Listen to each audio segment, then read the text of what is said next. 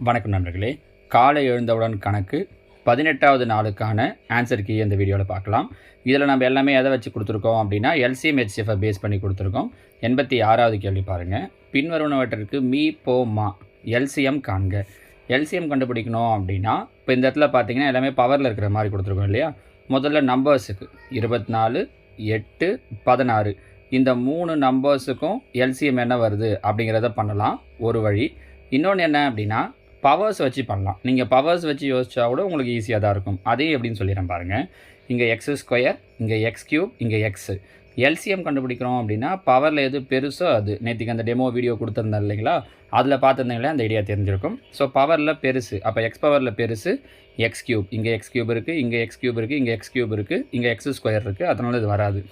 ஒய்யுடைய பவரில் இங்கே y3, இங்கே y², இங்கே y². அப்போ ஒய்யுடைய பவரில் பெருசு y3. இங்கே y3 இருக்குது, இங்கே y3 இருக்குது, இங்கேயும் y3 இருக்குது. இசட்டோட பவரில் பெருசு பார்த்தீங்க அப்படின்னா z பவர் 4. அப்போ ஆன்சரில் z பவர் 4 வரணும். இங்கே 3 இருக்குது, வராது. இங்கே 3 இருக்குது, வராது. இங்கே தான் z பவர் 4 இருக்குது. அப்போ ஆன்சர் சி. இப்படி முடிவு பண்ணுறது இன்னும் ஈஸியாக இருக்கும். இல்லாட்டி இந்த 3 நம்பருக்கும் எல்சிஎம் கண்டுபிடிச்சிங்க அப்படின்னாலும் உங்களுக்கு 48 வரும். அதை வச்சும் நீங்கள் முடிவு பண்ணலாம். சரிங்களா? Option C. அடுத்தது 87. இங்கேயும் மீ போமா தான் கேட்டிருக்காங்க. அதே ஐடியா தான் பாருங்கள். எக்ஸோட பவரில் இங்கே 4, இங்கே 2. அப்போ எக்ஸ் பவரில் 4 தான் பெருசு. ஸோ இது வராது, இது வராது, இது வராது, முடிஞ்சிடுச்சு. இப்படின்னு ஈஸியாக சொல்லிடலாம். சரிங்களா? ஒய் பவர்லேயும் 4 தான் பெருசு. 8க்கு 48க்கு எல்சிஎம் எடுத்திங்கன்னா 48 பாருங்கள். ஃபுல்லாக போடணும் அப்படின்னே கிடையாது. ரொம்ப ஈஸியாக இந்த ஐடியா வச்சு சொல்லிடலாம். சரிங்களா? அடுத்த 88. x² + 4x - 12 மற்றும் x² - 5x + 6 ஆகியவற்றின் மீ பெரு பொது காரணி, அதாவது HCF கண்டுபிடிக்க சொல்லியிருக்காங்க. இதை நான் உங்களுக்கு 2 மெத்தடில் சொல்கிறேன். ஒன்று மெத்தடாக எப்படி போடுறது அப்படிங்கிறதையும் சொல்கிறேன் ஃபேக்டரைஸ் பண்ணி. இன்னொன்று ஆப்ஷன்லேருந்து எப்படி பண்ணுறதுன்றதையும் சொல்கிறேன். ரெண்டுத்தையுமே தெரிஞ்சு வச்சுக்கோங்க. இப்போ பார்த்தீங்கன்னா இது ஒரு இருபடி சான்பாடு. நம்ம இருபடி சான்பாடு எப்படி காரணிப்படுத்துறதுன்றதுக்கு நேற்றுக்கு நான் உங்களுக்கு டெமோ வீடியோ கீழே கொடுத்துருந்தேன். கரெக்டாக அதை பார்த்துருப்பீங்கன்னு நினைக்கிறேன். அதை பார்த்திங்கன்னா தெரிஞ்சிடும். என்ன அப்படின்னா ஓர் 12 மல்டிப்ளை பண்ணால் -12 வரணும், ஆட் பண்ணால் 4 வரணும். அப்போ எப்படி பிரிக்கலாம்? 6 2 12ன்னு பிரிக்கலாம். கீழே ப்ளஸ் இருக்கிறதால பெரிய நம்பருக்கு ப்ளஸ், சின்ன நம்பருக்கு மைனஸ். அப்போ x² கோஎஃபிஷியன்ட் 1ன்றதால இது நம்ம எப்படி பிரித்து எழுதலாம்னா x + 6 × x - 2ன்னு பிரித்து எழுதலாம். ரைட்டா? அடுத்தது இங்கே பாருங்கள். x² - 5x + 6 இங்கே பெருக்குனிங்கன்னா ஓரார் 6 கூட்டினா -5 வரணும். இது எப்படி பிரிக்கலாம்? ஈர் 3 6 மைனஸ் மைனஸ். அப்படின்னா இதே எப்படி எழுதலாம்? x - 2 × x - 3ன்னு எழுதலாம். அவங்க கேட்டிருக்கிறது HCF. அப்போ ரெண்டுத்துல எது பொதுவாக இருக்குது? x - 2 தான் பொதுவாக இருக்குன்றதால ஆன்சர் x - 2. இது ஒரு வழி. சரியா? இன்னொரு மெத்தட் என்ன சார், எனக்கு இவ்வளோ தூரம் ஃபேக்டரைஸ் பண்ணிலாம் பண்ணுறது சிரமம் சார் அப்படின்னா இது என்ன ஈஸியாக எப்படி பண்ணலான்னா ஆப்ஷன்லேருந்து பண்ணலாம். இப்போ பாருங்கள், எக்ஸுக்கு -2ன்னு கொடுத்துருக்காங்களா, -2 ஈக்குவலுக்கு அந்த பக்கம் போயிடுச்சுன்னா +2. இந்த +2 கொண்டு வந்து 2 ஈக்குவேஷன்லையும் அப்ளை பண்ணுங்கள். அப்ளை பண்ணும்போது ஆன்சர் எதுக்கு 0 வருதோ அதுதான் நம்மளோட ஆன்சர். இப்போ பாருங்கள், எக்ஸுக்கு 2ன்னு போட்டிங்கன்னா இங்கே 2² 4 + 4 2 8 -12 8 4 12 -12 0 வருது. இதுலேயே வருதான்னு பார்க்கணும். இங்கே பாருங்கள், 2 அப்ளை பண்ணிங்கன்னா 2² 4 -i2 10 + 6 4 6 10 10ல் 10 போயிடுச்சுன்னா 0. இதுக்கும் 0 வருது பாருங்கள். ஸோ ஆன்சர் கண்டிப்பாக இதுதான்னா x = 2 தான். நீங்கள் மீதியெல்லாம் அப்ளை பண்ணி பார்த்தீங்கன்னா வராது. இங்கே x + 2ன்னு கொடுத்துருக்காங்களா, அதுக்கு பதில் +2 இந்த பக்கம் வந்தால் -2ன்னு இங்கே அப்ளை பண்ணி பாருங்கள். +6க்கு -6ன்னு போட்டு பார்க்கலாம். -3ன்றதா இந்த பக்கம் வந்தால் +3. இது அப்ளை பண்ணி பார்த்தீங்கன்னா ரெண்டுமே 0 ஆகாது. ஏதாவது ஒன்று 0 ஆகலாமா இருக்கும், இன்னொன்று 0 ஆகாது. ஆனால் ரெண்டுமே 0 ஆகுது. எதுக்கு ஆகுதோ அதுதான் ஆன்சர். ஒன்று ஃபேக்டரைஸ் பண்ணி போடலாம், இருபடி சான்பாடை காரணிப்படுத்துறது சொல்லி தந்திருக்கோம் இல்லையா, அது. இல்லாட்டி இந்த ஐடியாவை யூஸ் பண்ணி போடலாம். சரிங்களா? அடுத்ததாக 89.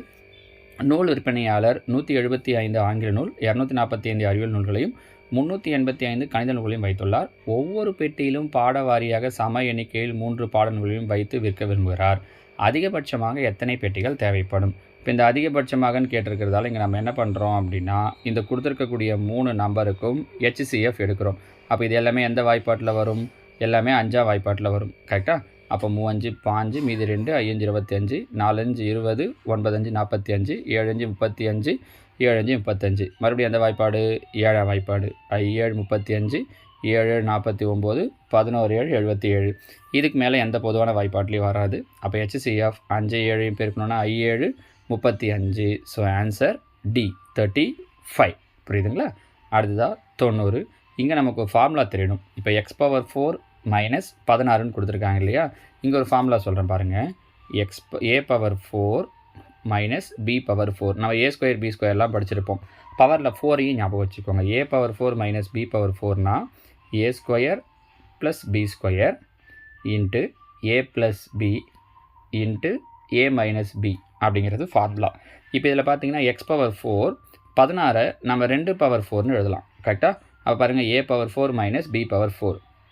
அப்போ a ஸ்கொயர் ப்ளஸ் b ஸ்கொயர்னா எக்ஸ் ஸ்கொயர் ப்ளஸ் 2 ஸ்கொயர் என்ன வரணும் 4 into x plus 2 into a minus b x minus 2. இது ஃபஸ்ட்டு டேர்ம். ரெண்டாவது அதே மாதிரி பாருங்கள். X square minus 4x plus 4. இதை பாருங்கள். ஒரு 4 பெருக்குனா 4 வரணும், கூட்டினா மைனஸ் 4 வரணும்.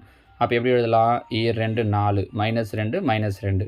So x minus 2 x minus 2 2 வாட்டி எக்ஸ் மைனஸ் 2 வர்றதால எக்ஸ் மைனஸ் 2 ஹோல் ஸ்கொயர்னு எழுதலாம். கரெக்டாக? இப்போ ரெண்டுத்துக்கு அவங்க என்ன கேட்டிருக்காங்கன்னா எல்சிஎம் மீப்போமா கேட்டிருக்காங்க. இப்போ ரெண்டுத்துல எது பொதுவாக இருக்குது? X minus 2. இங்கேயும் எக்ஸ் மைனஸ் 2 இருக்குது. எல்சிஎம் எழுதும்போது பவரில் எது பெருசோ அதை எழுதணும். அப்போ எக்ஸ் மைனஸ் 2 ஹோல் ஸ்கொயர். இது ரைட்டா?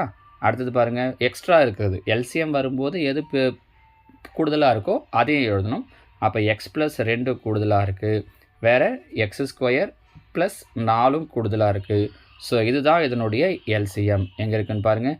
X square plus 4 X plus 2 x minus 2 இது ஆக்சுவலாக ஹோல் ஸ்கொயர்மா டைப் பண்ணும்போது அது கீழே வந்துட்டுருக்கு. X minus 2 whole square. So answer A தான் நம்மளோட ஆன்சர். புரியுதுங்களா? ஸோ இது 5மே எல்சிஎம் ஹெச்சிஎஃப்ல பவர் வர்றது, குவாட்ரடிக் ஈக்குவேஷனை ஃபேக்டரைஸ் பண்ணுறது மாதிரி பிரிக்கிறது, அது மாதிரியான சம்ஸாக கொடுத்துருக்கேன். கண்டிப்பாக டிஆர்பிக்கும் சரி டிஎன்பிஎஸ்சிக்குமே ரொம்ப யூஸ் ஆகக்கூடியது. ஓகேங்களா? அடுத்ததாக பாருங்கள். இன்றைக்கான கொஷின்ஸ். காலை எழுந்தவுடன் கணக்கு நாள் 19 91வது கேள்வி. a/b = 3:4 மற்றும் b/c = 2:5 எனில் a/b/c-யின் மதிப்பென்ன? 92. a/b = 1:2 b/c = 3:2 c/d = 1:3 எனில் a/b/c/d-யின் மதிப்பு என்ன? 93. x/y = 1:2 2x + 3y x + 4y-யின் மதிப்பு என்ன? 94. 2a = 3b = 4c எனில் a/b/c-யின் மதிப்பு என்ன? 95. 3 கார்களின் வேகங்களின் விகிதம் முறையே 2:3:4 எனில் அவை ஒரே அளவிலான தூரத்தை சென்றடைய எடுத்துக்கொள்ளும் நேரங்களின் விகிதம் என்ன? ஸோ இதோட 95 கேள்விகள் முடியுது. நாளையோட பார்த்தீங்க அப்படின்னா நமக்கு 100 கேள்விகள் முடிஞ்சிருக்கும். இப்போ தான் ஆரம்பித்த மாதிரி இருக்குது. அதுக்குள்ளே நம்ம 100 கேள்வியை ப்ராக்டிஸ் பண்ணியிருக்கோம் பாருங்கள். சரிங்களா? ஓகே, இதுக்கான ஆன்சர்ஸ் என்னங்கிறத கீழே கமெண்டில் சொல்லுங்கள். நாளைக்கு நான் உங்களுக்கு விடைகளை தெளிவாக சொல்கிறேன். ஓகேவா? தேங்க்யூ.